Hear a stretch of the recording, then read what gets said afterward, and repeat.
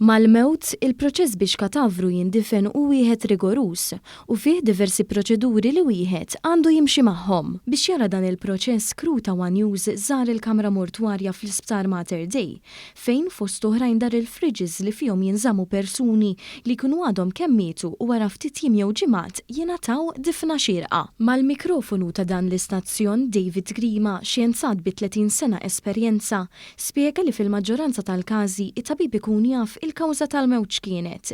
Iżda jekk dan ma jkunx il-każ, allura jordna awtopsja minnu fih biex jiġu identifikati l-kawża jew kawżi tal-mewt. Meta dan l-istadju jitlesta normalment katavru ma jagħmilx iktar minn jumejn f'dawn il-fridges, fejn hemmhekk il-familja tkun tista' tieħu l-maħbub jew maħbuba tagħha għad-difna. Ħafna mill-pazjenti ovvjament ħar jinżlu biċ-ċertifikat tal-mewt. Però hemm dawk minnhom li jkollhom bżonn proċess ieħor tal-awtopsja, però mbagħad fl-aħħar mill-aħħar li jiġri huwa li jmorru għal storage. Okay? L-storage li għandna aħna huwa apposta għal katavru. Il-katavru jiddependi wkoll kemm ħajdum fi storage għandna. Wara li dorna dawra fejn jintrafaw il-katavri inżilna fil-kappella fejn il-mejtin ikunu lesti biex imorru għad-difna. Grima tenna li avolja l-maġġoranza ta' dawk li jmutu jkollhom difna privata ma' qudiem mal-familja, sfortunatament jkun hemm xi wħud destin kiefer li ma jkollhomx familja jew ikunu joqogħdu waħedhom u għalhekk wara li jmutu ssirilhom dik li hi magħrufa bħala id-difna tal-povri. Il-kelma povri mit-Taljan tfisser tal-fqar u allura baqgħet tissemma għal proċedura fejn fl-antik, f'ċirkustanzi ibsin, l-istat kien partikolarment jidħol biex jorganizza l-funeral ta' dawk li ma kellhomx għaxja ta' lejl. Illum il-proċess isir ma' persuni li ma jkollhom lil ħadd jiġi minnhom, lanqas ħbieb li lesti jorganizzawlhom l-aħħar tislima. Hawn jittieħdu mal-5 xhur biex jippruvaw jinstabu xi qraba jew ħbieb qabel issir id-difna mill-istat.